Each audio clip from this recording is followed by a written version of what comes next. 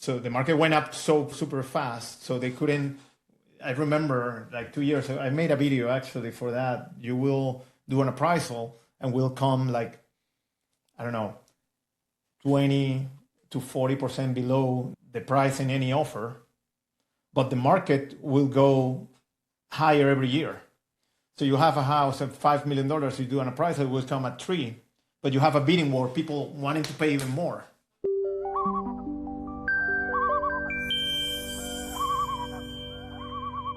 So, hi, I'm Michael Travis. I've read a little bit about you. What is the temperature there? Today it's really hot. It's like 87. Okay, it's like 27 here, maybe less. Wow. So you can see my lake behind me is ice. Yeah. So I do waterfronts, I do ice fronts. I don't care. I do whatever. I've got a very funny AI Sorrel video I'll send you of me selling a bunch of flamingos an ice house. Great. Which is on my website too. So, how are you? I'm very good. I've read a little bit about you. Yeah. I see that. I do believe that as real estate agents, we are really our past. We are a combination of what we've done before.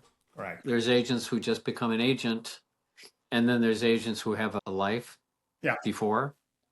I saw that you were in construction? Yes. So I'm an industrial and civil engineer. That's where I graduated from college.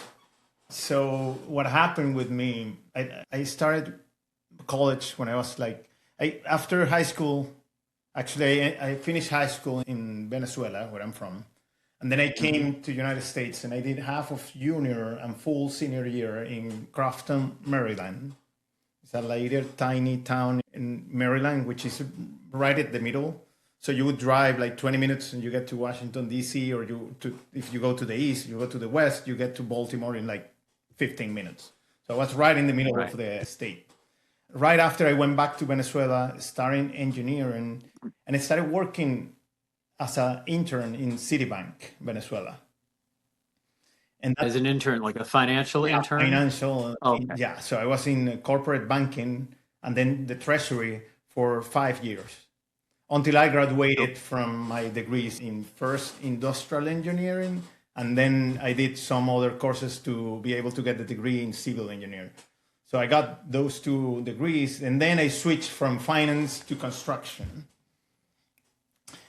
So I had a company for industrial construction. We used to do like only industrial, nothing really in the residential side. And then 6-7 years after that, my country was collapsing because of Chavez and all the political issues we have across Latin America, but Venezuela was the worst. So we decided to come back to United States, where I was a U.S. resident already. So for me, it was a little bit easier to move here because that aspect of status I already had it, because my ex-wife, she was a resident. My 2 daughters were born here, and I got the residence while I was in Venezuela. So I came here without knowing what to do, because construction here is really different of what's construction in Latin America. So I started working with a broker developer because I didn't know what to do. And he's like, hey, come with me and you can come to the construction sites and see how everything works. And you can, if you want to invest, you can invest with me. So I started learning about the construction and the cities and the codes and the regulations and all the barriers you get to from when you design all the way to when you construct a home. And I'm like, oh no, this is way too hard. Oh, you're talking about like design build, as they call it in construction. You design and build, and houses, of course, are So when you get the concept and you get the plans or whatever the client wants, you have to go to the city and get all these permits, and you spend like 6 months only in bureaucracy, just getting approved for something that is going to change during the process of the construction. It's really complicated. So I'm like, you know what? I see this guy making more money out of the selling side than doing the whole construction, which it was at the moment was great. You were creating your own listings. So that was another vertical for him. And I'm like, you know what? I'm starting doing sales. In 2012, 2013, Miami was a totally different city. not too many people. There was seasonal people from Latin America, but people living in Miami were some expat doing finance from Latin America and many countries, but not really what we have today, which is like I don't know, 80% of Latin American people are here now. So for me in 2012 it was very easy to sell the dream of Miami because the people was starting to think about this plan B, which from Latin America is Miami. So that's how I started selling pre-construction. So the buildings that were coming, because 2012 was the very beginning of the new construction after the 2008 crisis. Yes. So it was the very first part of the cycle started 2011, 2012 when I got here. So I started learning a lot of pre-construction, and that's how I started my real estate career. It's now been 13 years. Yeah. Well, so we all have different backgrounds. Yeah. I remember my first project when I got into the real estate business was I decided, well, let me renovate a duplex in Portsmouth. Okay. I knew it'd be an education. I wasn't expecting it to be a Harvard education. I lost so much money, and then guess what happened? 2008. Yeah, of course. That so was breaking point for everyone. Yeah. But in real estate, I had the best mentor in the world who'd been in the business since 1967. Did you have like mentors that really guided you through understanding what this business is all about? So I got here in 2012 with a city that I came for vacation. I came to Disney World. I came for a week to shop at the malls. So that was, or going to the beach, or going, when I was younger, coming to party here in Miami. But you don't really know the buildings or the areas or how much is what. So when I got here, I started learning about the city. I moved to Coconut Grove, which is a very nice neighborhood here in the south, very south of Miami. So I started going to every single open house that I could get into. And so just to get to know the buildings, to get to know the broker. So for me, it was more getting a relationship with the brokers than anything. So I got a few very good brokers that they really helped me succeed in the market. It was not as competitive as it is today, the market here in Miami. So I got a lot of good relationship with those brokers that really helped me on navigate how, even my broker at the time, he was a great broker. He would help me bring me to the showings and learning everything about what's real estate. Because what you say, the realtor will go and show the 3 bedrooms, 2 bathrooms, roof deck, whatever. The cleaning lady would know it better than myself in a house. But what's happening in the transaction is so complicated that people don't really realize how hard it is to get a listing from a contract to a closing.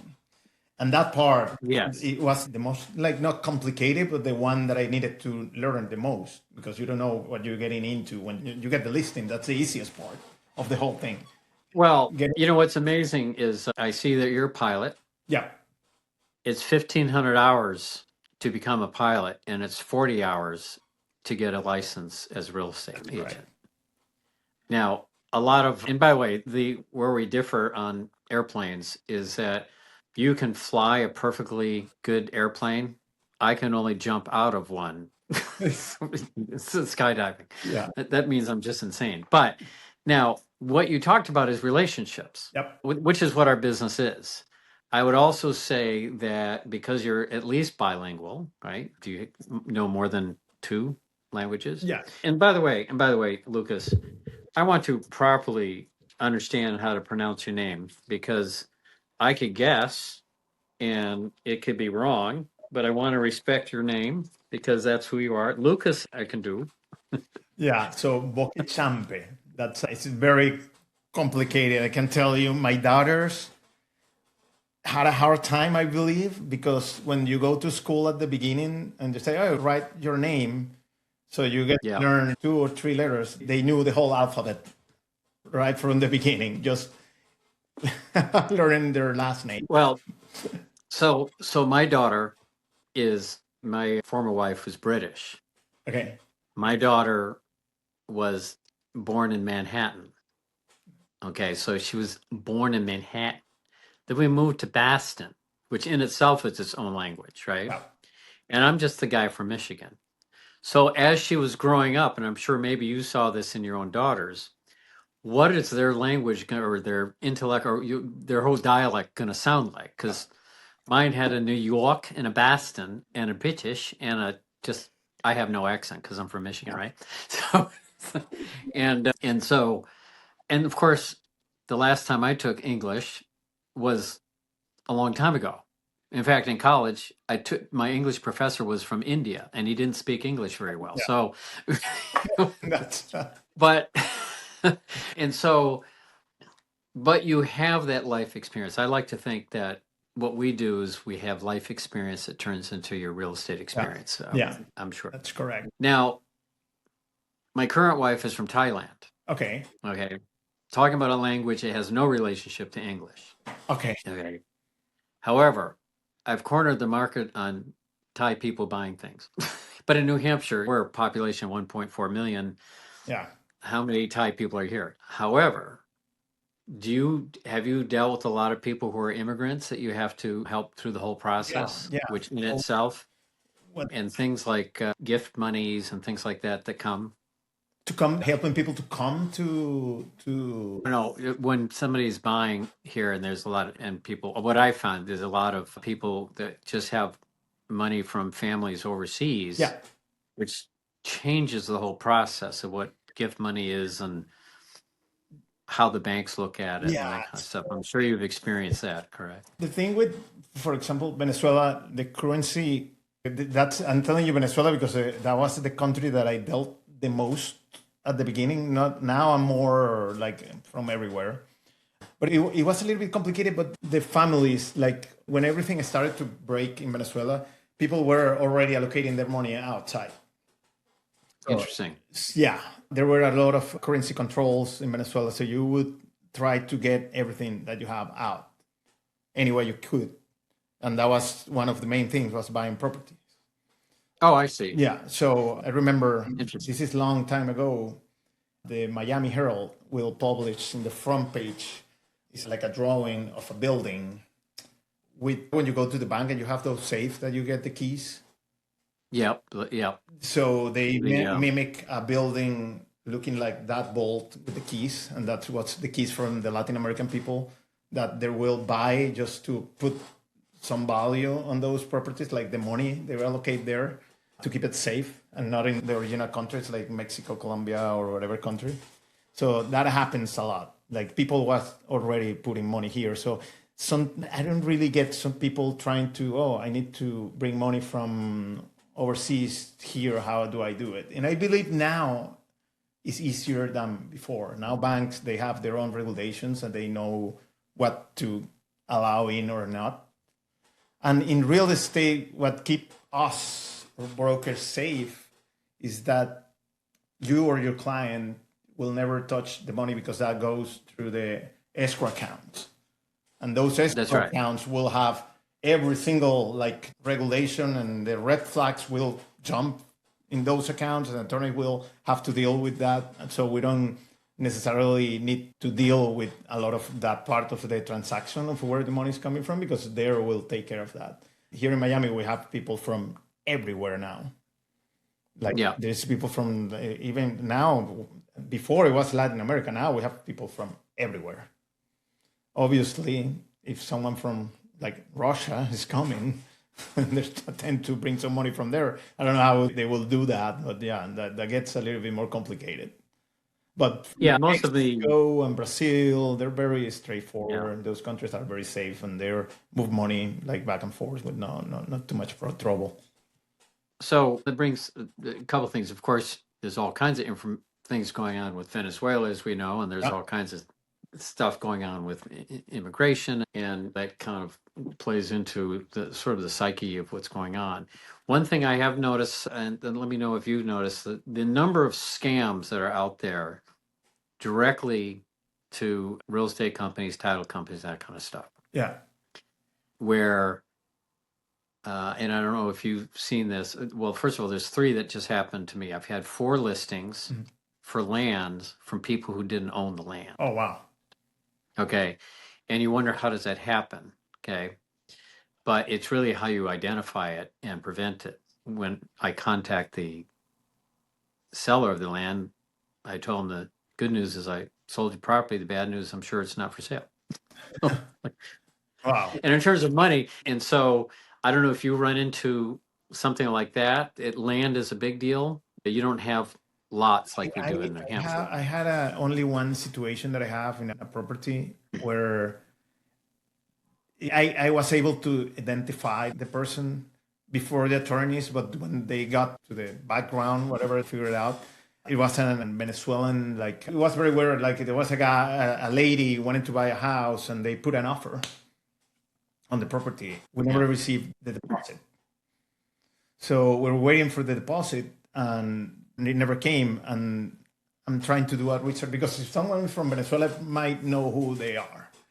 So I started doing a research and I find out this was the ex-wife of one like big guy from related to the government. And the attorney calls me one night and he's like, hey, this person that put the contract, whatever, because he's under a company, is trying to send money from Russia. that was like, I'm like, you know what? Okay. Because it was a property that I knew the owner. I called the owner. I told him, listen, they're in breach of the contract because they did not bring the deposit, but we need to cancel right away this contract right away. And we did cancel the contract and we figured out there was some officials that were trying to buy a home. That was the only one. And I was scared because I blocked them and they knew now who I was. And I called the attorney and I canceled. And I'm like, oh, I've spent like 6 months like, but nothing. Okay, so because I think this is an important subject because it's happening in different ways.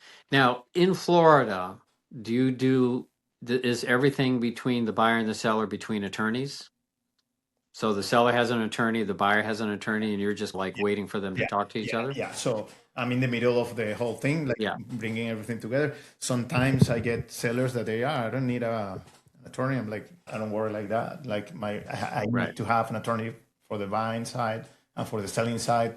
It makes everything easier and you're keeping everyone safe because you don't know. Every time, the most stressful part for me is when you get a contract and you need to sign and you're representing a buyer or seller and making sure that everything is good and to go. So that's why I always have an attorney like overseeing everything just in case. Okay, so in New Hampshire, that's why I want to ask because things are done differently in every state, and that's important to understand. So in New Hampshire, are the purchase and sales offers written by the attorney or are they like state forms? No. So we have a Florida bar and the real estate association will provide you with basically the templates that you just fill some part of it. Okay. And it's already, so you can do signed by you can do some, so you cannot amend or you cannot scratch anything on those contracts unless you're an attorney, because that's part of the law. If there is a section and I want to take something out, it have to be done by an attorney because that's practicing law and we are not allowed because we're not attorneys. So that part is very safe but you can screw up the contract for sure. But it's very and now do you have what we also have is so we have state forms, it's 5 pages to do, and there's a million disclosures we have to sign, especially for Verani being such a big company. But one of the things, when two parties sign an offer that I can write on the state forms, it becomes contract. But I'm not an attorney, I'm not changing anything, and they don't make it easy to do that. We can cross things out. But now, have you run into or heard of like title companies that suddenly go to the closing and funding has disappeared? And there's a lot of reasons why that happens. Right now, we have a fraud disclosure within our purchase and sale. An example, someone will get into my email and they will then see people in the transaction. They will email all those people and saying, oh, this is Michael Travis. And so we have new instructions for wiring your funds. Okay. And what they would do is they would take, I'm at Verani.com, they would capitalize it and then change the I to an lowercase l, and nobody Yeah. knows. Now, we have to go through the extra step saying, look, you cannot accept any wiring instructions from anyone except the title company. Yeah. Now, here, there, when you do a closing, is it with the title company or with attorneys? It's with the title company, which usually is the same attorney. Like they have one. Right, but their Yeah. but their job is like, Yeah. So that's what they do. Yeah. Even when it's cash or it's a bank, now you got the disclosure, the fraud disclosure. So you don't get, if you have an instruction, please verify by the phone, not by email or anything like that. And you sign Right. and notarize the wire instructions. Oh, you notarize it. So now you have a Interesting. form and they will fill it for you, and you can do that. And that's usually what they're doing now. When there is you have a $3-4 million cash transaction, they will, because they don't want to send money from the escrow unless you're really sure like what you are doing. So they make you sign those papers. And usually in the closing table, you verify everything. Well, so beyond the escrow, the money is funded with the title company, correct? Yeah, exactly. So you have Yeah. a trust account from the attorney, and then they release the funds, and you have the wires and everything same day. Okay, so I'm just to talk a little bit more about scams and how it's happening here, okay? Because I've had 3 of them just this week. Okay. That's how bad it's getting. One is the land listing, okay? And what I do is, before I talk to them, I do search, get the online disclosures and things like that, and tax cards, whatnot. It shows the address of the person. It's hard to sometimes get the contact information. I call the town. Then I talk to the guy, and he doesn't sound like someone who's in Massachusetts. Okay. And then I ask him, oh, is your wife Carol? Oh, yeah. Well, it's not Carol, it's Deborah. And then he's calling from Texas. I said, really? Texas? And that's interesting. And there have been cases where we've tried to get to a point of a closing because they think they're going to get $100,000 or whatever for a piece of land. And if they don't show up, well, it's phony. Another one is just yesterday. Oh, I want to buy 2 houses from you. Where do you cover? It's also on Outlook.net. And I said, well, I do this and this. And what are you looking for? And I said, I need your email. Then they would give me an email, which is helpful because then you can get their IP address. And I was just going through sending possible comps, get the feel for them. And then I'm asking, I need your name, your budget, and that kind of stuff. And then I get a text back saying, I found a better agent. This is all in 5 minutes. Yeah. And it was a commercial thing because not all agents can do commercial. Yeah. Now, last year I got my main license, my commercial license, and my liquor license. Another story. And then, so that I got a land listing, then I got that. And then I got, oh, this is a new one. They're saying, we want to look at your listing, my wife and I, but we want to do a Zoom thing, but it's not Zoom, right? It's a PC version of Zoom. Well, we need you to just download this link. I said, well, I don't have a PC and never have, and I never will. And I said, well, but you need to, because I said, well, regular Zoom works for anything. So I sent them an invitation on regular Zoom. No, it just doesn't work. I'm going, okay. It's like, you go through all the hoops, but what they're doing is they're trying to get your PC. They'd say, well, can't you find a PC? I said, what's the purpose of doing that if I don't own one? Yeah. And so, but that's an absolute, they're trying to get into my contacts and all that kind of stuff via a bogus Zoom link. Okay. So that's just this week. And I said, well, what about a phone call? What about a text? Yeah. So it's really bad. And I'm not sure if you're hearing of like other things similar to that in Miami. No, not really. Not in the market. That I don't see that very often. I see news of people doing very creative things, but Yes. But they get caught really fast. Well, they should. Yeah. Yeah. It's not easy. You have to be very creative to get away. Like at the end, they get cut. And there's some in the news that you see sometimes, but not that it happened to me or anything close to me. Other than the one that I just told you, and it was something that never got to anywhere. It was like not clean money, and that's it. Yeah. And so now now it looks like you used to be with another company before you started your own, correct? So I went to a few. I started with a boutique broker. With this broker, we're still very good friends, and he taught me a lot. Like I spent with him like 2 or 3 years, and it was pure education. Then when you're a boutique, I really like, he didn't have any, like that company at the beginning didn't have any like platform or structure. You basically hang the license with him and you will have to figure out everything. And it was, at the beginning was great because I learned a lot. And then market started to pick up in 2014, 15 here in Miami. And I got a call from a company, Cervera Real Estate. It's a big company here in Miami, very rooted to Latin America. They will be selling all the new condos. And they had a very know-how to get to the countries and sell in Venezuela, Argentina, Brazil. So I started working with them. I had some relationship with developers.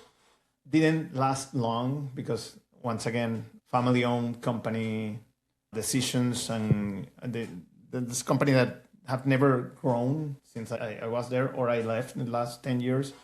Because it's a company that, I don't know, the management when it's a family is complicated. And I'll tell you, because I come from a family that they have many businesses, and unless the next level is like taking away some family member from the management to be able to grow, unless you're stuck, and that's happening with companies like that. Then I was feeling that I wasn't going anywhere with them, and Compass arrived to Miami. And Compass would buy. And they're taking off like crazy. They were starting 2016. They were like pouring money into agents. Come with me, all shiny. And so they got a call from them, and I wasn't sure what to do. So at the end of the day, it was pure like economical to move with them. They were the new kid in the block. Like everything was new, the platform. Like you would, when the day I signed, I got a phone call from Robert Refkins. Hey, Lucas, we're very proud of, like, he would call. I believe he has a day he will call like back to back every single agent that would sign up in the company. And you felt like, oh, this is great. I'm talking to the owner, to the whatever. But then you start learning that everything becomes like the same as every other company. You are just one guy that is making the company a number of agents they want, whatever you do or not, that's what they want. The platform, let me tell you, that was the only thing that I can tell you is great, and I haven't seen anything like that. The Compass, whatever they have, that was great. The moment was something like game changer. They actually, I believe Compass is the responsible of CELO being better, of my company now, current company side, of every single company, like changing to like pouring money into the technology. It's because they were great doing that. But then again, you need money, you need revenue, you need agents, and then you lose that feel of a startup company that you are part of because it got so big that I didn't like that part of the company. So I was done with Compass. I didn't want to go to the office. And I got a call from a friend of mine. So I started getting a call from someone that I didn't know. Hey, you have to check this company. It's called Side. I'm like, I'm not interested. I was feeling that was those calls that they would sell you. Hey, I have a buyer. You're looking for more listings. Like you get every day. Every day. Are you taking more listings? I'm like, no, I'm not taking anything. And then I got a call from a friend of mine. He was actually the broker for that. The company Side ENC from California. So this is a white label company that will like create your own brokerage, and they will manage everything in the back. So Donnie calls me. He was the broker I'm like, hey, Donnie, what's up? Hey, the guy that I was trying to recruit has been calling you like crazy and you're not taking the calls. I'm like, oh my God, I didn't even know it was you. So they came, they sat with me, they gave me the whole introduction to the company, which is great and it's still great. So I make the change with Side. So now I own my own boutique company that is part of a huge platform. which is side. Okay, so that sounds like how Keller Williams sometimes works, and people can brand their own Yeah, company yeah, within Keller Williams, that kind of stuff. yeah, And then they have the back stuff. And so you have the back end support of this yeah, organization to be able so that's good.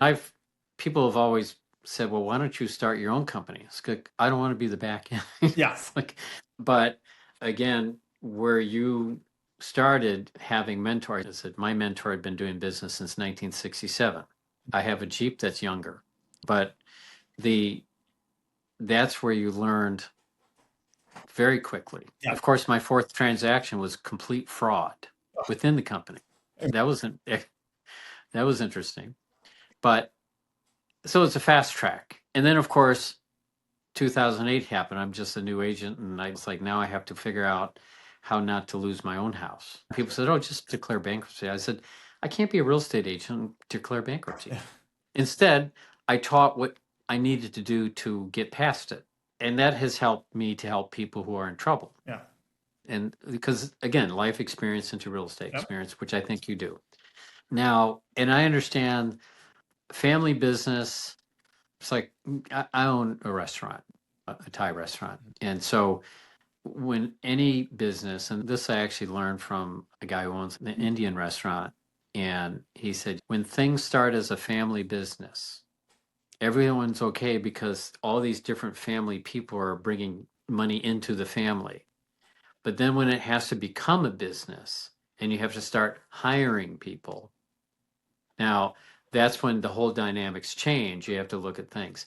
Now, of course, real estate, when do we get paid? Yeah. Only when we close. We get paid. Yeah.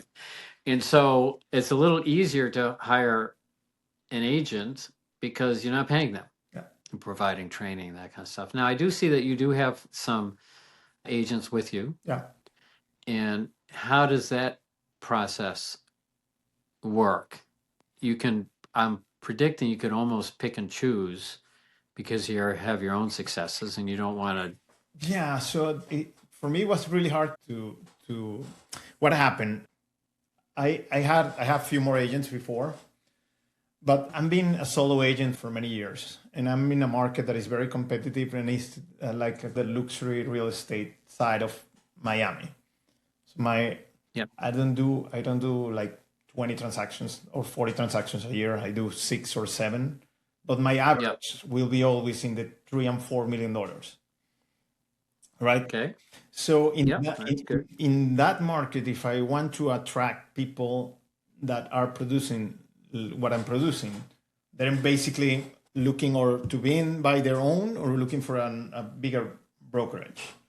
So I started recruiting people. Actually, Side will help. They would help me getting some talent, but I got few agents that I was like mentoring more than being part of my company, right? I was more like helping. Like I'm not in a position where I can stop selling and taking care of agents to grow, because that business for me is not enough. I will need to have 40 agents to be able to survive on just the splits that I get from those agents. So I got few good agents that I give business to. So one was my assistant. Now she's an agent. She would come with me in my listing. So now she's producing a lot because she's with me in piggybacking in every single listing that I have. The other one is one that he does the rentals part of the business that I do refer a lot. Like if I get sometimes it's hard for me because the client that is calling me for a rental wants me. And if I send him, it's not easy. But sometimes I do refer those. But yeah, I don't have a big agent count in my company, and I'm not looking forward to it either at this moment. Yeah, no, I fully understand that. You see a lot of teams out there. Okay. Now I have my own opinion of how teams work.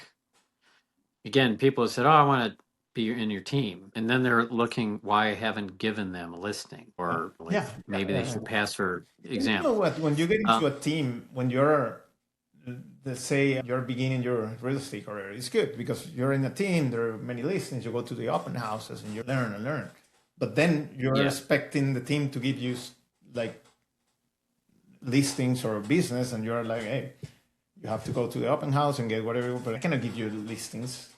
Or Well, do you find that I think workers in general are different. yeah, People are different. And so there's an expectation when the first question is, how much do I get paid? If that's their first question, yeah, well, the answer is easier. You get zero until you can get something, right? What I've recommended, because I know people that just need to have a team just because not confident to be on their own, that kind of stuff. and I get people, big brokers that need teams because they have so much. That I have few agents because sometimes I cannot be everywhere at the same time. And when your business grows to a level that you will need some members of the team that will help you with those parts that you don't have, like you have showings, you have listing appointments, and then you have a listing that need photographed. You don't have to be when they take pictures. You don't have to be in many. Right. There are many things that you can have team members to do. Somebody else. Yeah, somebody else. Yeah. Now, what are the rules about? Can you have somebody who's not licensed do a showing for you as long as they don't talk? Yeah, it's hard here. Like what happened here is they do that a lot. It's like it's like that part of the law was never like read, because you go to I go to a showing and I have oh no, my wife is the listing agent, and who are you? No, I'm the husband and you're a real estate agent. No, I'm just helping her. I'm like, oh, okay, good. Yeah, they're still going to ask questions, Yeah. and that's where you get in trouble. Yeah. Right? So, in my case with my wife, who's Thai, and we're dealing with a lot of Thai people, she needs to be there really to interpret things. Yeah. But she's been around me enough. She actually started the process of getting a license, but boy, is that a boring thing to have to do. Yeah. A quick thing. You said you have two daughters. Yeah. How old are they now? 15 and 13. So at 15 and 13, and when you started, did they get the privilege of going with you to showings? Not too much. Okay, so here that's good. Yeah, school is complicated because school here is very long. Like they go to school at 7 and they get out at 3 p.m. So basically the entire day they're in school. So yeah, no, sometimes they come with me, they get really bored. So yeah, there's a reason, because my daughter, it's here mostly on the weekends, and that's of course, what am I doing on weekends, right? Yeah, of course. She has no interest to be in real estate. And that's when I see mothers and daughters and fathers and sons as a team, I said, I don't know how they did it. Yeah. I get that. Here there are a few that they're great. Here I live in Key Biscayne, which is a little tiny island south of Brickell. There are a few that they're a daughter and a mother, a team now, because they got old enough, like going right after college to join the team and learn. Yeah, they do great. Right. Yeah. Yeah. All right. It's more like mother and daughter than a father and a son. Yes, I agree. Yeah. I agree 100%. I don't know why, but a friend of mine, very good close friend, like his son, like he's a huge agent in Miami Beach, Nelson Gonzalez. His son, I don't know, he's I believe close to 30, probably younger. Like, yeah, in the 20s, I believe he's killing it now. Killing it. Yeah. He's in the shadow of with his father, getting everything he can. And I believe he's going to pick up the whole business of his father. It's going to be great. And that's one of the father and son that I know, but and there are not too many.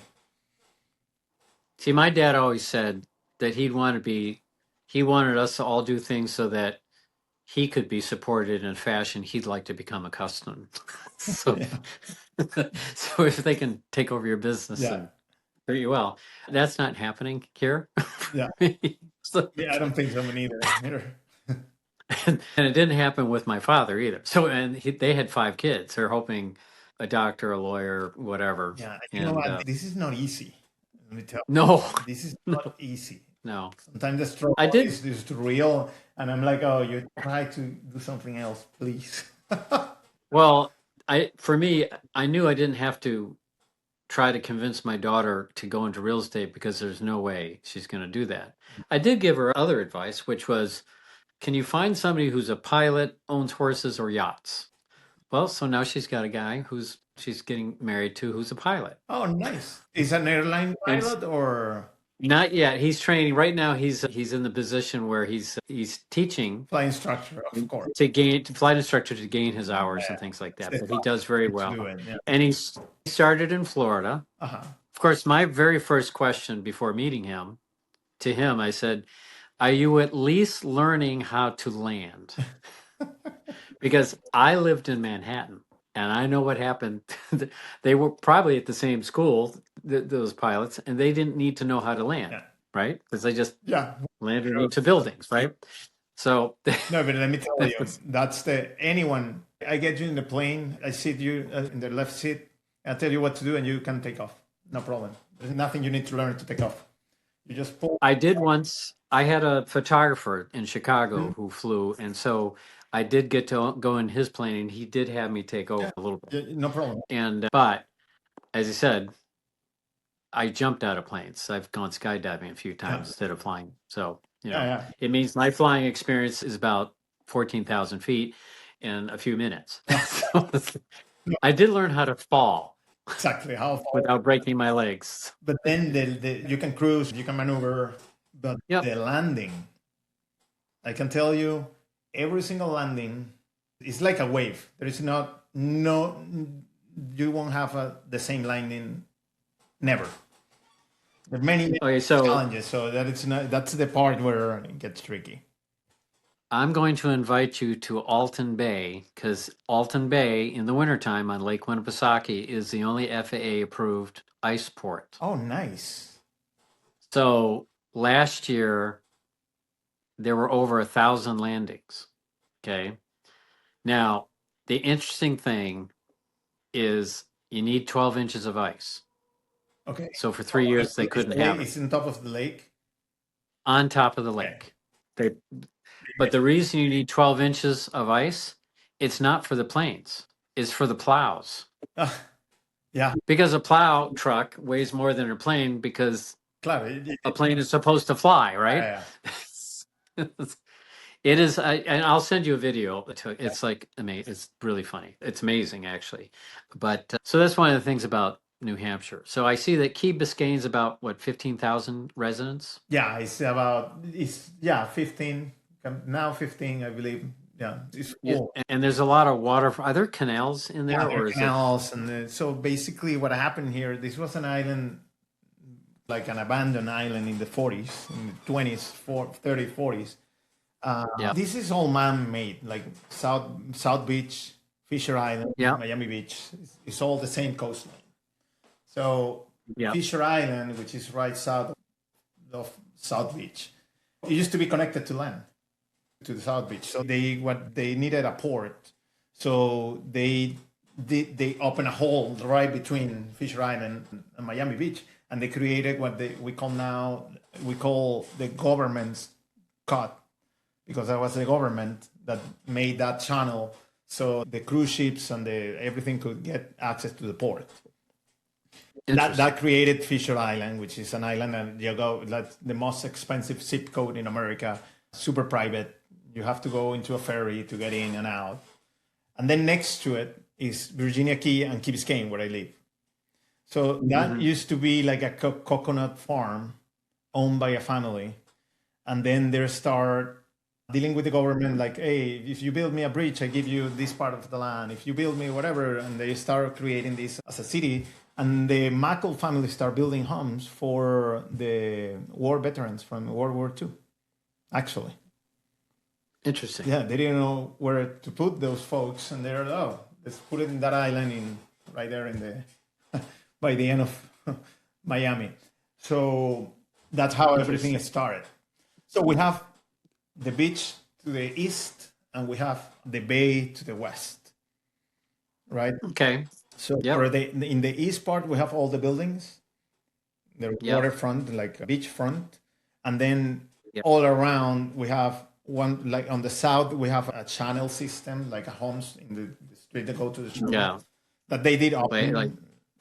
there was Treasure Island, Florida has, I mean, they're everywhere, it yeah. seems like, in Florida. On the other side, to the west, you have the bay, which is like waterfront. It's not big, Yeah. it's just water, but yeah. And those in the west side are these huge waterfront homes. They're impressive. So in the channel system, how big of a boat can you get in and out of? Oh, depending on where you are, you can fit like 100-foot. 100-foot Yeah. yacht? There's some homes that they have 270 water frontage. There's some others that they have like 100 to 70.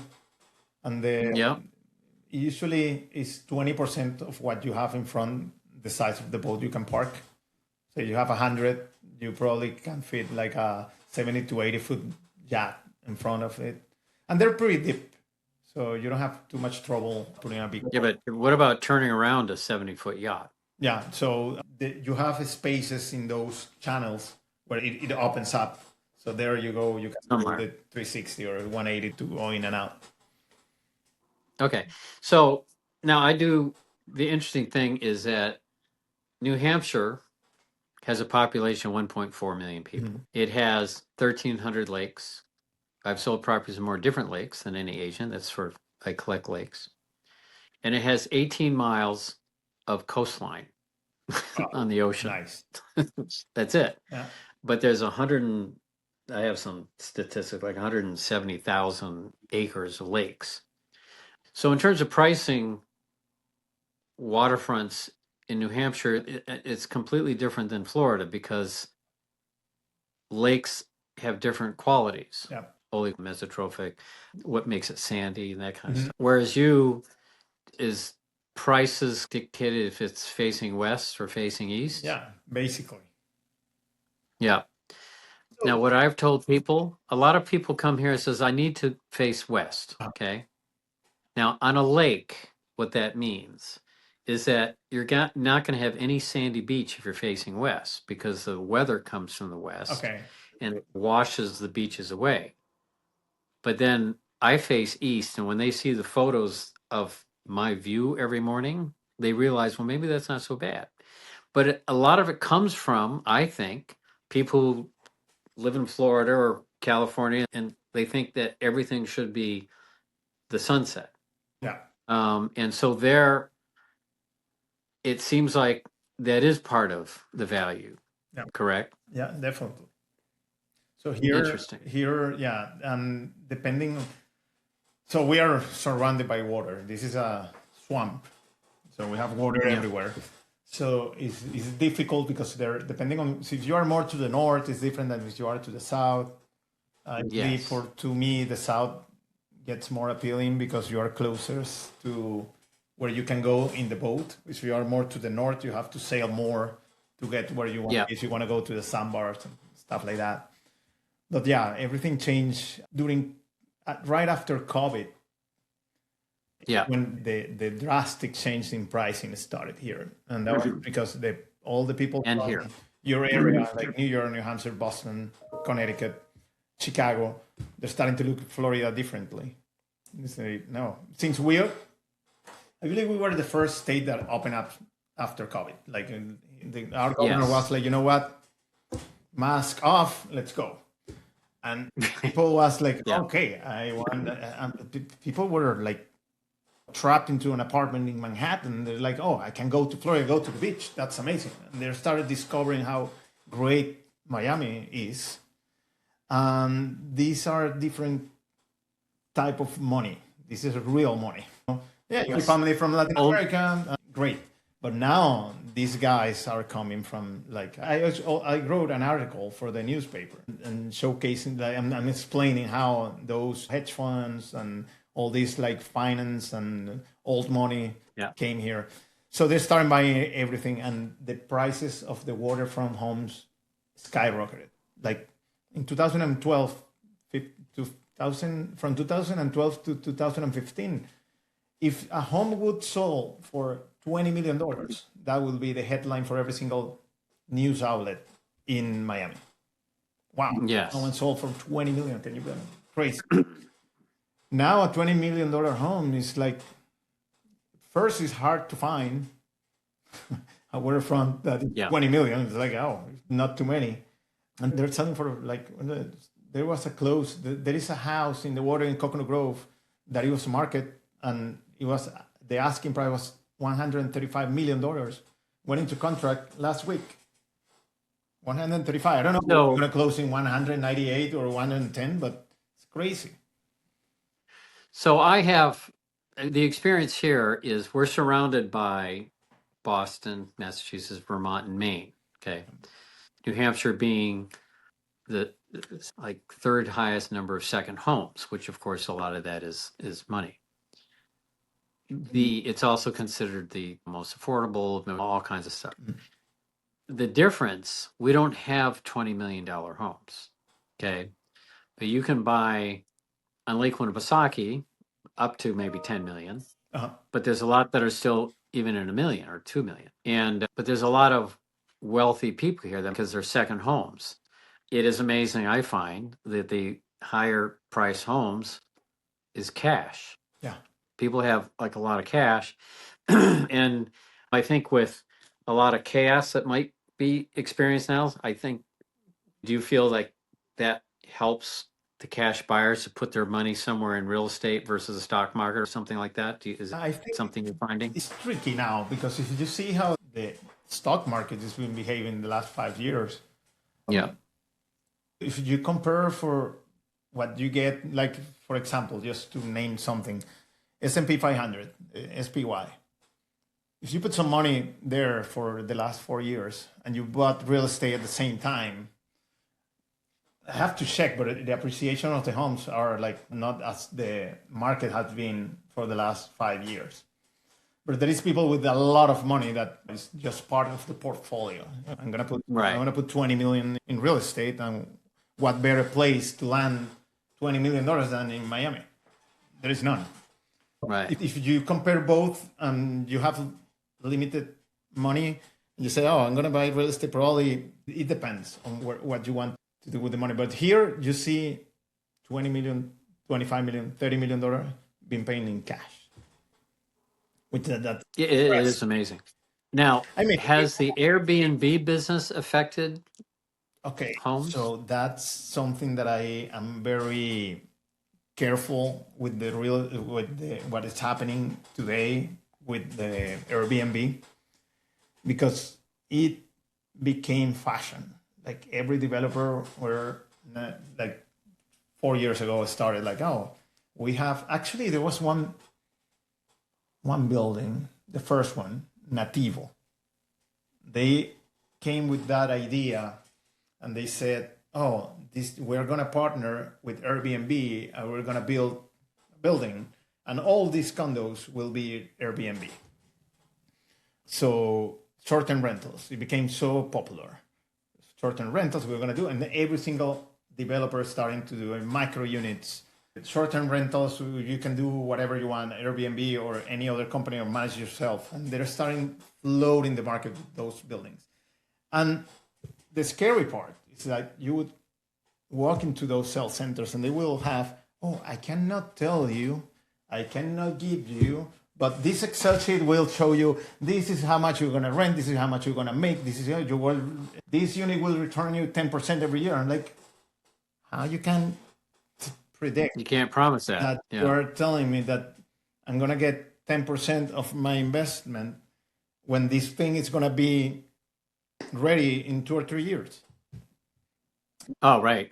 Yeah. And it changes. Yeah. And they tell that, exactly. And they're starting to get all these like new agents. Hey, we're paying you 10% commission, bring the buyers, they're going to have, they can use it for 45 days. Selling like a kind of a dream that to me, I don't think is something real. We will have to see. I've been writing about it in my blogs and things like that for the past like year and a half. Because when I see all those condos that people are buying to do Airbnb, and they will come, like you will have like 3,000 units coming out at the same time to do the same thing. Yeah. So but here there's towns are now restricting them or trying to. And then that's the problem. You have a very narrow, like you are at the wheel of a regulation that can change like that in 1 second. Now, I find it interesting that a developer would do a condo as an Airbnb. Yeah. Because to me, now here, people rent their lake house. Well, if you're a family, you'd rather go to a lake house than a. If you're going to go to a condo, you can go to a hotel, right? And it's great. It's like when you go ski season and you do Airbnb, whatever, and it's very seasonal and it's great. But these condos that they want to convert into hotels, I don't see that. Now, you said that you went to Orlando for a while. You worked at Disney or something like that? No, it was so from Latin America, like Colombia, Venezuela, Peru, like we're very close to Miami. Yeah. When you come to Miami, if you're a kid or any family in Latin America, they will go to Disney. Or you go to Disney. It's, what are you going to do? I'm going to Disney and then 1 week in Miami and go back to my country. It's very easy. Now, you get to know exactly. If you take a plane from Miami to New York, it's the same time that it will take the same plane to get to Venezuela. That's how close we are. It's like So that's interesting. Or a 4-minute flight. So the reason I asked is because that Disney developed a city, like their own city. Yep. Weirdest place ever, because it's like the perfect city, and it has like the perfect houses, and it has the perfect town center, and because it looks like Disney, right? Yeah. So I went to Florida and it was one of these like bogus timeshare things, come and do whatever, and we'll put you in a hotel. And the first night I got food poisoning. Oh. So I went to the perfect hospital, right? I mean, we're talking perfect hospital. The perfect doctors came out and said, I knew I had food poisoning. I'm sure I did. They walked in with a little, and my wife then, and I had my little tiny daughter with us, and we're sitting in the perfect hotel. And they handed in a little white paper cup this blue pill, and it was not for Viagra, just so you know. And they said, take this. I said, what is it? So, well, to help you, I said, you haven't even examined me. I said, I don't even know. Well, you're not going to take the narcotic? They called it that. I'm going, what? I said, can I drive after this? Well, no, of course not. I said, my daughter's right here. She's 4. And so I had this immediate image that she was going to be placed in the It's a Small World exhibit in the because she would take care of 2 countries, England and America. Yeah. So, but the thing is, it showed me like a development that was based on like a perfect world image. Yeah. But it was like, to me, it was weird. But, and do you find that developers try to make that kind of a place? Totally. Yeah, Disney World. I'm not a fan anymore because my kids if they go, they want to go with their friends to horror nights in Halloween, but that's it. And we're just the conduit to get them there. So I don't go too much to Orlando. I do fly a lot there. Like the airport is very convenient because you're right in the middle. But I don't really know Orlando too much. Yeah, but when I go, I feel that it's all the perfect cookie-coated town. Yeah. Well, because I also met somebody who worked in the construction of it. And of course, a lot of it's fake walls and things like that. But they also would like use unbelievably expensive Brazilian cherry stuff. And after a couple of years, they would replace all that. And like builders are going, geez, I want that. And so that was just, to me, from a real estate, looking at that from a real estate standpoint, it was like you're building a fantasy. Now, waterfronts, now here's a question. I had a client that was buying a house up here and they had a condo in Florida on a canal. It was contingent on selling their place to buy this place up here. A week before closing, I think it was Hurricane Hyde, whatever, one of them came in, and we're going, uh-oh. Now, fortunately, they were like the only place that didn't get flooded. But what I learned in Florida, and you can talk about, is that the insurance rates are so astronomical, it's becoming a problem. Yeah. In this particular case, it was 54 units. This is 2 years ago, 54 units. Each unit, condos, paid $1,000 a month just for the insurance part of the HOA a month. That's it's crazy. $54,000 connect every month was being paid for that complex. Now, if somebody's paying $20 million for a property, that's like maybe a small part of it. They don't, maybe that's cost of doing business or whatever.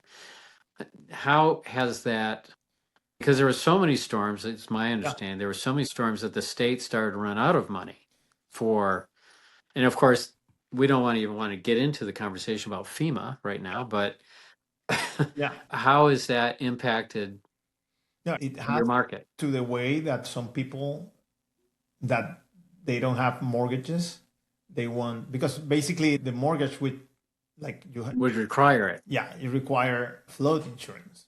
But it became so, because what happened is that this year we didn't have not even a tropical storm here in Miami. First year in the last whatever, they have all the statistics, I believe in the last 18 years that we don't have any storm. But the 2 years or 3 years prior, we have. Oh, it's bad. Yeah, and like 2 or 3 every year. We were lucky. We were not in the east side of Florida. It was more to the west, Naples, Fort Myers, Marco Island, Tampa. They were all to that side of the Gulf, of the other side. So what happened is few of the companies will go out of business. So interesting. Yeah. So you have a very limited options. Are you talking about the insurance company? The insurance company are going out of business. Yes. They couldn't get the claims. So you have FEMA, the government, trying to fix the whole thing. But now you have half of the companies to insure. They don't wanna get any like major risk. So the policies are astronomical. Like you're paying now 3 or 4 times what we used to pay 5 years ago. Well, it's my belief that insurance businesses are in the business of not paying out insurance. Yeah. Well, they have to be. They're a business, but I think that affects everything. Even here, we deal with flood insurance here. The ocean is only 18 miles, and there are lakes. 2006, it's rained 10 inches in 2 days, and it flooded lakes that never had flooded before, and so that kind of changed all the FEMA maps for flood insurance, which was expensive, but I can't even imagine the difference in price there versus here. Yeah, no, people with it's required, they have to pay it, but people that are all cash in their homes, they do some water intrusion insurance, but not flood insurance, because it's restrictive. You're paying almost more insurance than you pay property taxes. Now, how are property taxes there? So here is 2%. If you pay early, you get some discounts. 2% of the assessment? Of the assessment, yeah. Okay. It's huge. And are the assessments like market value or changes? It has changed a lot because this market went into a roller coaster mode for a few years. So it was very, prior COVID, it was very low. After COVID went super high. Now it's coming down again. So it's really hard for the appraisal to get to a point where he levels the whole ups and downs. So now I believe we're in the plateau of the assessment value of the property. You used to say that whatever is the market price, they will assess 10% below, and that will be your assessed value for taxes. So they will have trouble. That happened with the assessed value from the city appraisal and for the appraisals for mortgages. Yes. So the market went up so super fast, so they couldn't. I remember 2 years ago, I made a video actually for that. You will do an appraisal and will come 20 to 40% below the price in any offer, but the market will go higher every year. So you have a house of $5 million, you do an appraisal, it will come at 3, but you have a bidding war, people wanting to pay even more. Yes. So that brought a bunch of problems. So do you still have bidding wars? Not anymore.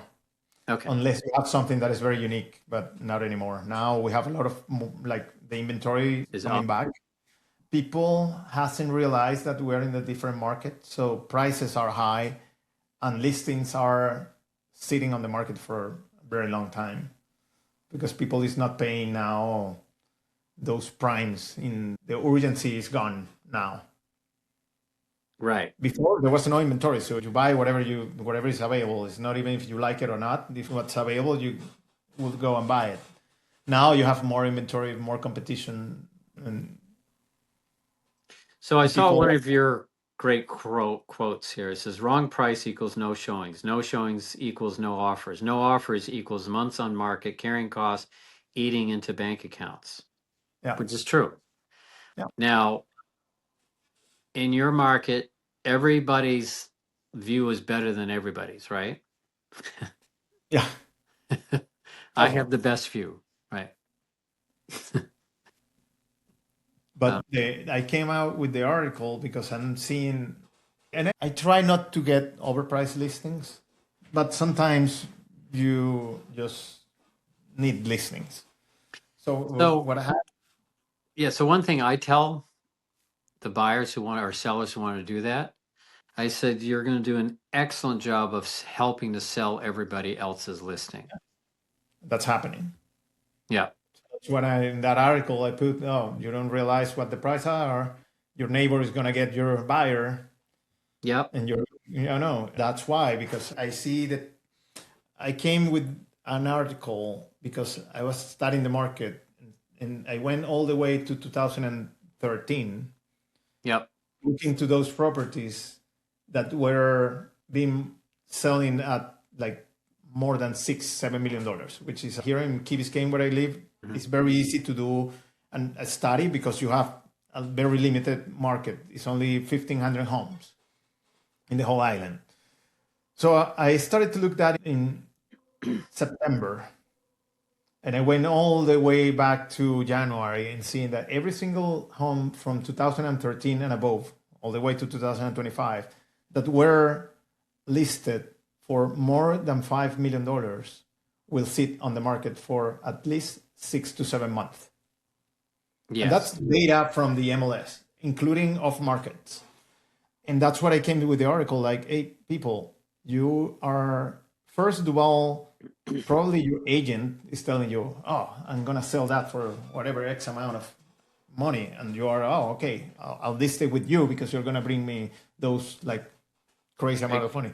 But the reality is like the sellers need to know that everything has changed. Like that post-COVID bonanza of the 2021 and 22, they're gone. That's out. Even if your neighbor sold their house in 2022 for $7 million, doesn't mean that you're going to sell yours for the same amount because we're in a totally different market.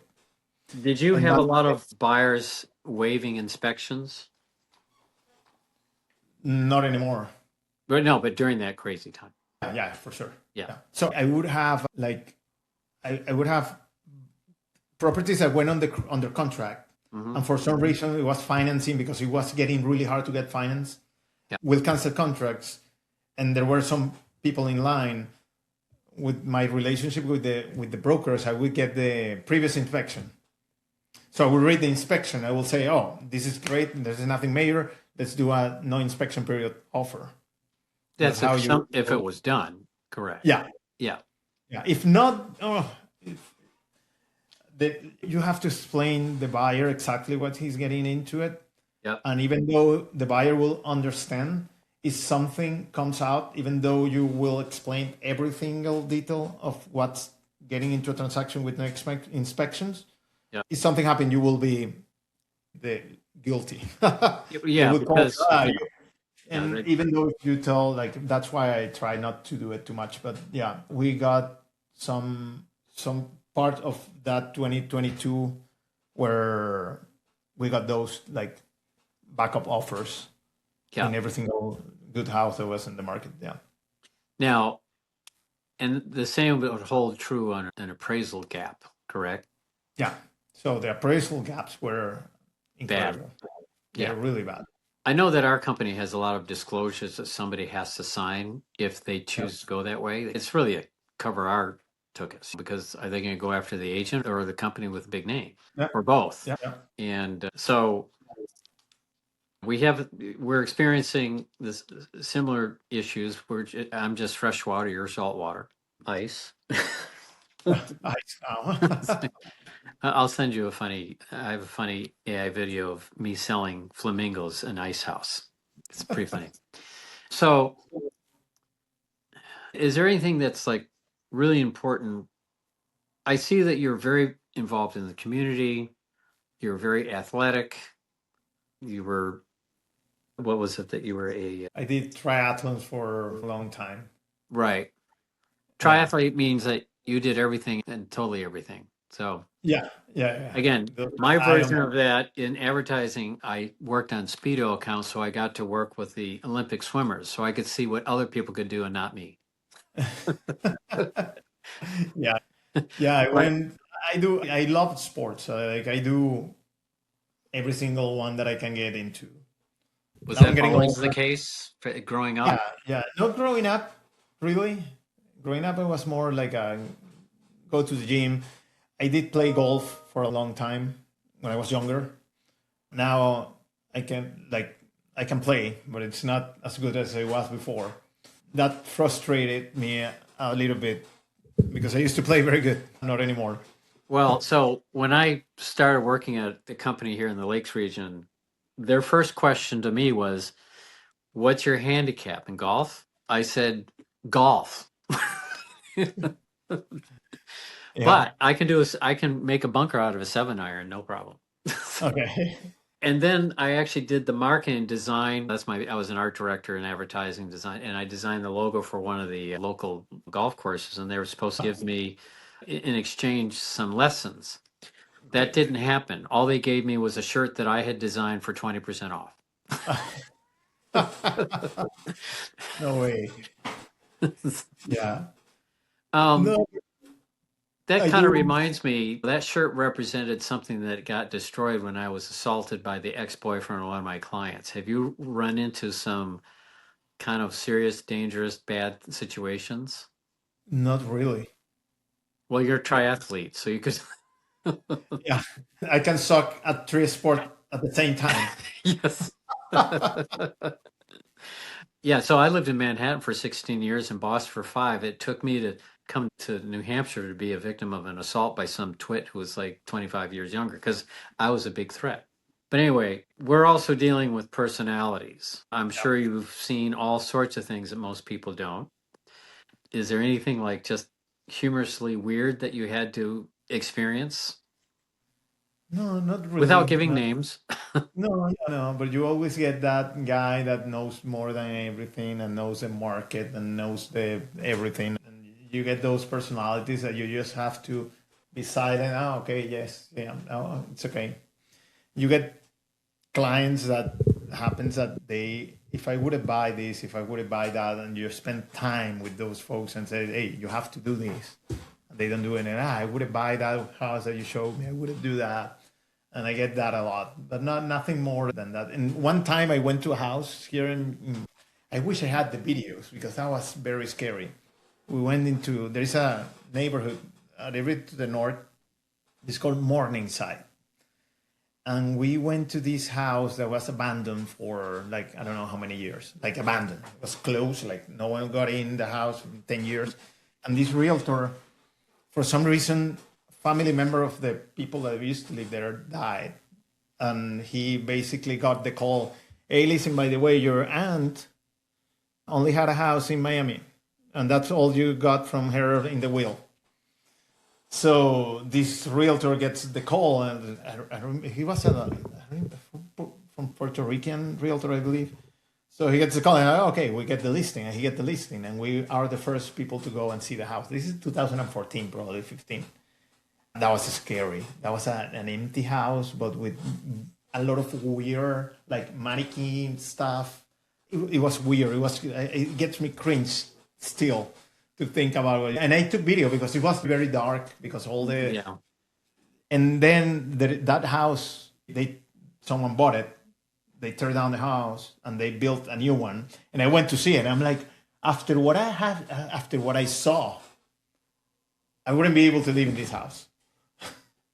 Have you dealt with I went into a listing and the owners were Gothic, very Gothic. And so you walk in, there's a full size clown sitting on the couch. I was like, okay. And then there's another one, it was abandoned. And I walk in, and on the counter was perfectly sitted Cabbage Patch dolls, just on the counter, like three of them looking at you, but they were filthy from like dirt and stuff like that. Uh-huh. And of course, you go into situations where bad things happened. Yeah. And and I think, I do believe, I don't know if you believe, that there is such thing as a happy house and a bad house or a Yeah. negative house. And Oh. because a house is a living thing, I remember going into a house that was in a very wealthy area, but it wasn't that old, and even the shingles were coming off. And I'm going, what's that? And then every room had painted like their kids that were in that room, but they Uh-huh. all had deadbolts in all the Okay. bedrooms, so they couldn't get out. Bad things happened there. That was creepy beyond belief. Yeah. But again, I had a mentor, my mentor, she goes, can you go and take pictures of the basement? Right? I said, okay. Well, you know how water freezes at 32? Uh-huh. It was 33 and it was flooded. And I had to go take pictures of the breaker box, which is dangerous because there's no Uh-huh. power. And I had to walk in 33-degree weather. It's terrible. But I have so many stories on Yeah. that kind of stuff. But it can be a dangerous. Here there's been a lot of scams where people would call primarily women realtors for a listing that they know is empty. That I'll Mhm. meet you there. Oh, and by the way, I'm a hairdresser and I can give you free whatever. And that's when you make sure you bring somebody or Yeah. don't show it. And I don't know if there's a lot of that. You get probably a much wealthier area, so you may. Is it really like in my experience in my market? It's really hard to like we know a lot of agents, so usually you are showing to someone that you know or they know you in a way. So yeah, I haven't like there are many agents that you don't know, but usually the company you can call and you like it's not that common that you go to someone that you haven't met before or the broker you know someone. Well, this But is like going unassisted to a house. okay, that's different. Yeah, Yeah. that's yeah, it can be. If I'm There. going into a building that is above the 30th floor, someone that I don't know, I probably go with someone. I don't want to be Right. pushed out of the balcony of. That's when your new people can learn something by going with you Yeah, exactly. and make sure they're in front of you. So it's Yeah, like, yeah, oh yeah, no, it's protocol. You be in front of me. yeah, yeah. So now, what kind of community things do you do? Because I read that you're very much involved with your community. So I used to do events that I don't do anymore because it's I.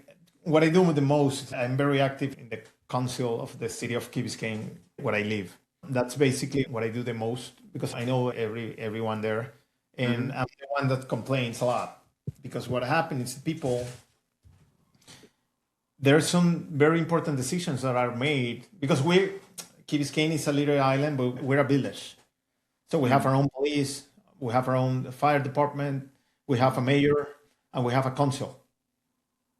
That's their council, the five council members, and we have a city attorney, and we have a city manager. So it's a very small but very organized government. Somehow we don't have any authority because we are beneath the Miami-Dade County. So we don't have any county leadership that we can do, but we are beneath them in a way. But we can, this city makes their own decisions in many things. So when they have to make a big decision, they go there and you can oppose to that decision they're making if you're not comfortable. But no one goes there. It's a very unactive council.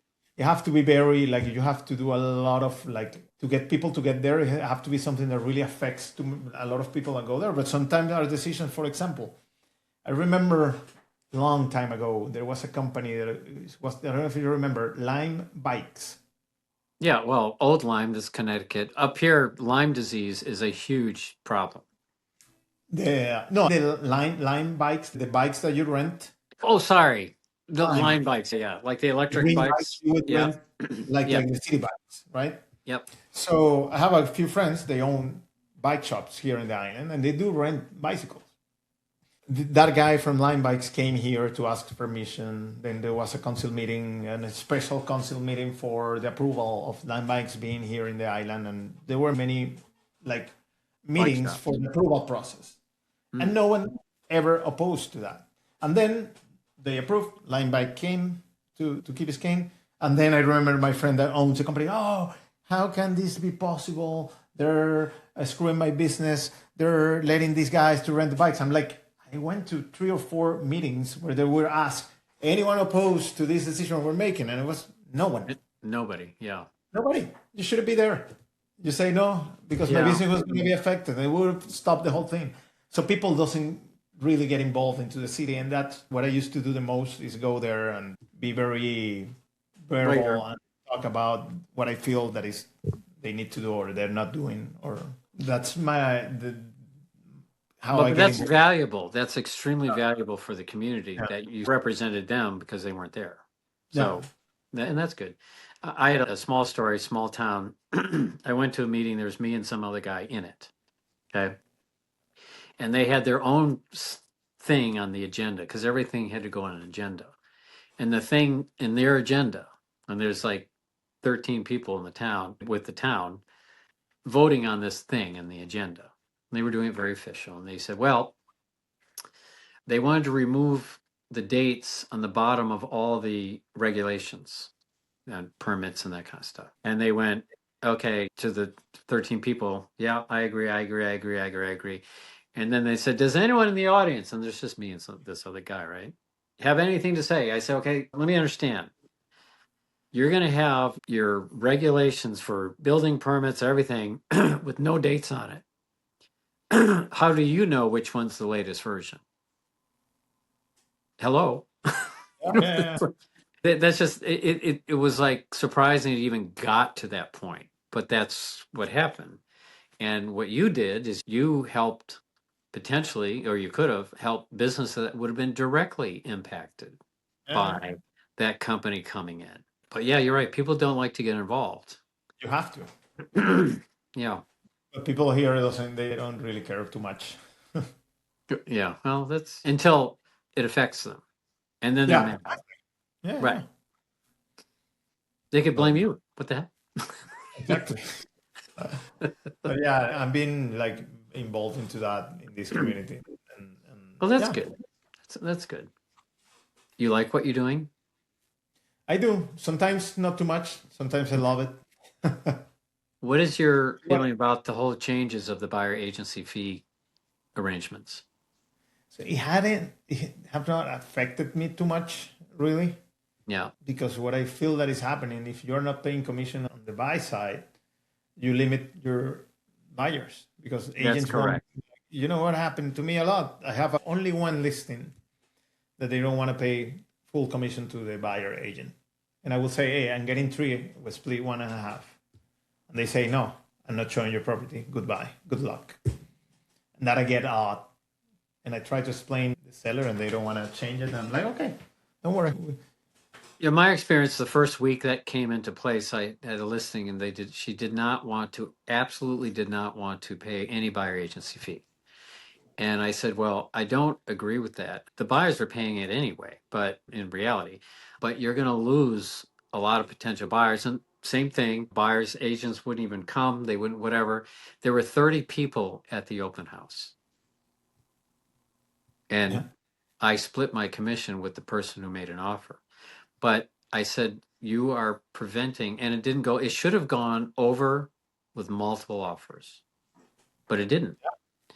But I could use that as, this is my real experience in what happens if you don't. Yeah. And so, and I think the media hurt. They're saying, oh, it's going to bring home prices down. Who came up with that idea?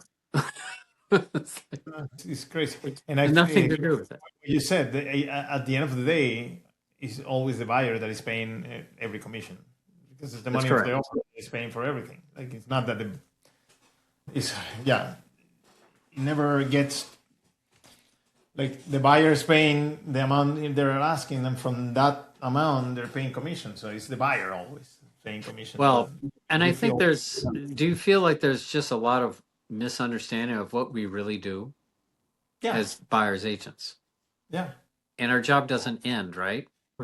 It's easier to narrow who is a very serious or loyal client to you if you want to make them sign that they're working with you. So, because here it's really hard, like being a buyer agent is really difficult because the buyer agent, you're depending on, like, you have a, like, husband and wife, and you're close to the husband, not to the wife, and you're trying to get them a house. At the end of the day, you're working for a year, and then the best friend of the cousin of the wife is a realtor agent. Right. She find me, whatever, and you're like, oh my God, I've been working with this guy, and the decision is made by the wife that probably and they don't want to get into a fight because of whatever, and do with the best friend, and you get into those situations a lot here. Yeah. Even though that person can not be experienced or representing the buyer as they professionally as they want to, because probably it's an agent that just they will do one transaction a year or none. Right. Yes. But it's the friend of the friend or whatever, and that happens a lot. And that's something that I feel that this business is very unprofessional about. There are many agents that they don't have idea what they're doing. They're just bored. Yeah, here. Well, there's full-time agents, and there's they're full-time agents, and there are person that is I'm not doing anything. I don't need to do anything, but I get my license because it's easy. That's right. Not like becoming a pilot. Exactly. That's another thing. But that happens a lot. That part becomes like many times that I've been like, when I'm listing agent, the buyer comes with an agent that doesn't have any clue of what they're doing. You ended up doing both sides. The buyer and the seller, and that's annoying. Yeah. That's very annoying. Yeah. Now, one thing I do, because on the contracts, I don't know what your listing contracts look like. There's a transactional fee, and then there's the listing fee, and then there's whether I'm happy to give any transactional fee to an agent. Yeah. Because if they're going to do some work, but I don't want to give anything to somebody who's just a facilitator. Yeah. There's no responsibility whatsoever. But it is, do you do things like variable rates? No. Yeah. All right. Here is just straightforward. But now we don't have that in the contracts of the amount of money or points you charge on the transaction. But yeah, we used to do like so we used to have this we would call that we're a transactional agent. Yeah. So you can represent both buyers and sellers because that form used to be what we call the dual agent. In transition to transactional broker. The transition from agent to transactional broker will, because you have the fiduciary to your client, right? Yeah. As an agent. Yeah. So that contract will allow you to get out of the broker part and being the fiduciary to the transaction. So you will do the transaction so you can represent buyer and seller at the same time. Okay, so that's what we call that dual agent, and all parties have to agree to that. Agree to that, yeah. So you have to sign some papers. Yeah, so it's the same thing, I'm sure. Yeah. So, but yeah, it's not happening too often, really. Yeah. There was a National Association statistic at the beginning of the year. Is 96% of the listings, and this is nationwide. This is not Miami and this is not the luxury or the low end. Like this is the global market in the United States. It was 96% of the sales come from another agent. So if you are a listing agent, 96% of the sales will come from a buyer brought from another agent, and 4% you will find as a listing agent. You will have a direct buyer. It's 4%. Yeah, it's crazy. So And that's the communication that I have with my sellers.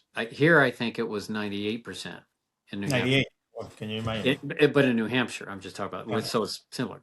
And again, we're a state of 1.4 million people. When I lived in Manhattan, if you were one of a million, there's 8 people just like you. Yeah, exactly. But it is a different business than it was when we started. Yeah. And are you looking at what you can't wait to do to like relax? For what? In what? What can't you wait to relax to from this business? Or are you just in it forever? I don't know. Yeah. I ask that question every day. But I really like it. Sometimes I feel like I want to build, sometimes, very rarely, a team that I can create and be more on the mentoring side, and having a company that will grow. But not yet. I'm still producing, so eventually. I know people have transitioned to just becoming a referral agent. Yeah. But that only lasts as long as people. Yeah. No, and I'm been flirting with the idea of develop some properties as well, becoming a kind of a developer, and switching and creating my own listings, something like that. That probably eventually will happen. But not short-term rentals. No, for sure. No. I would get into multifamily. That's something that I very much into it, like trying to get into like small buildings. That's something that I think is good. Not now, so not the moment, but eventually when it comes back, probably something that I would like to do. I did hear statistics, and I don't know if it's true, and of course it may be regional, that a lot of people who bought multi-units are just now they've been doing it for 5 years, they've gotten their benefit or whatever, and now they're done. And so there's going to be a lot of multi-units that come on the market. The problem is with the multi-family is that you are not able to refinance what you got before. And if you have a loan for 5 years at 2%, 3%, when you convert that into a what's the market now, it's 6.2, 6.8. Yeah. Then your cap rate will decrease, even where you will have to put money just to maintain that property. And that's happening now because the cap rates are super high. You cannot finance and get any money out of those multifamily. And then you're dealing with tenants. Yeah. And how are the laws with tenants protections in New Hampshire? Here is very easy.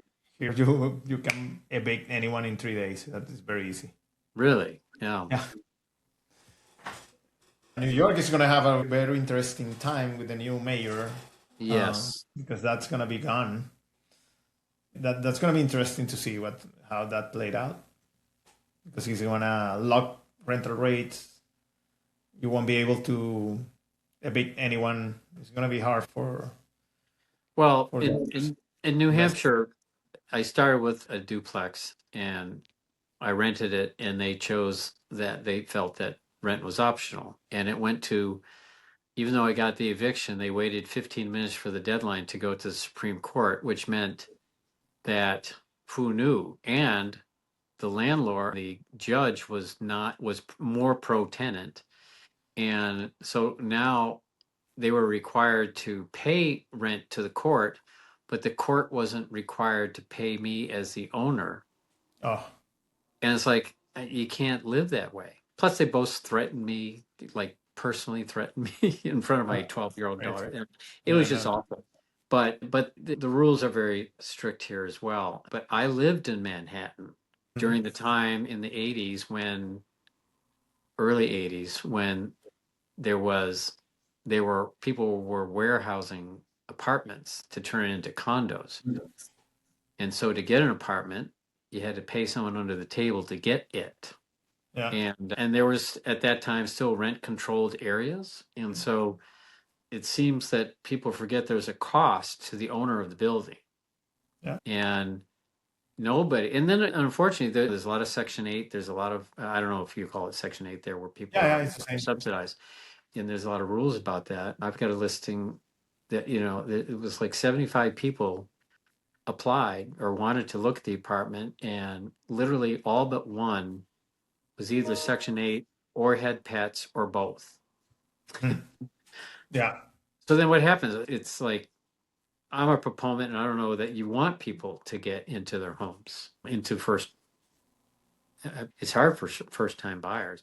Yours is a different market because it's not. What is the average home price in Florida in general?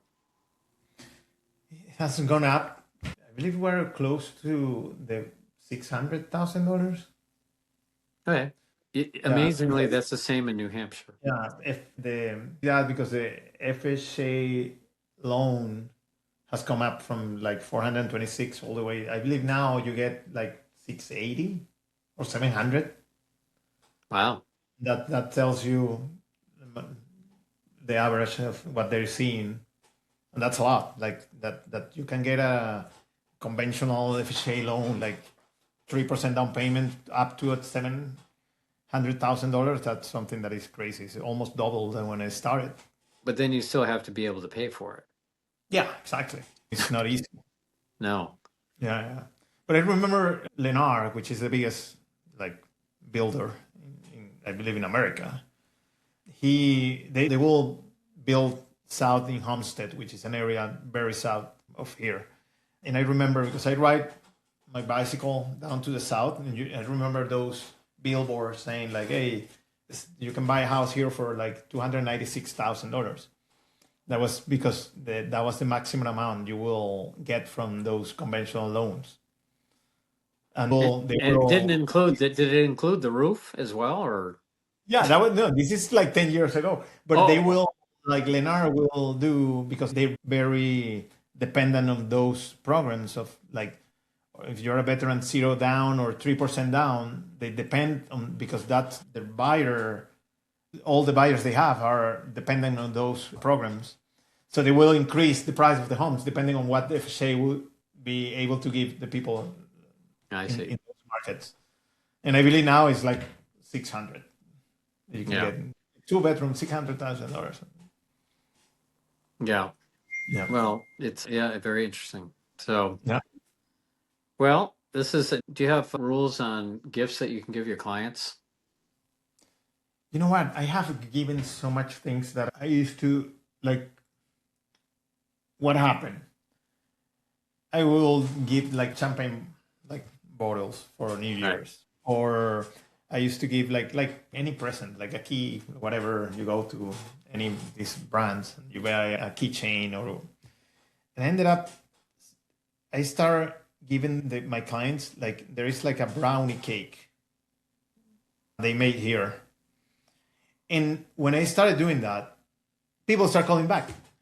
Thank you so much. That's the best brownie I ever had in my life. Like, my kids love it. Where you buy it? Can I buy it? Can you charge the company? I'm like, oh, that's something that, because you know what happened? You get the $100 wine. It's gonna go to the wine cellar. That's it. They won't even remember. They won't remember it. I don't remember who gave me this or whatever. But the cake, that was something different. Some of my ideas is I used to have a place that you could make wine labels. And so I would take a picture of their house and I would call it their house wine. And then they would order like a case of it. They had my information. But what I'm really proud of, this is my little mug. I'm not the only loon on the lake. Nice. People demand it. Great. After 3 years, I broke the label. I need another. So, I'll send you one. Thank you. Yeah. It's 13 ounces, so you can get a full cup of coffee in there. That's amazing. But here we have a limitation of $100. You have a limitation what you can give. In terms of numbers. Yeah. Sometimes I might count, well, that's your gift, that's the wife's gifts, that's the kids' gifts. If you do like a $4 million property. But that's a rule. I don't know if it's policed or anything like that. But I don't think so. I have given more than, like, when I have big listings that I sold.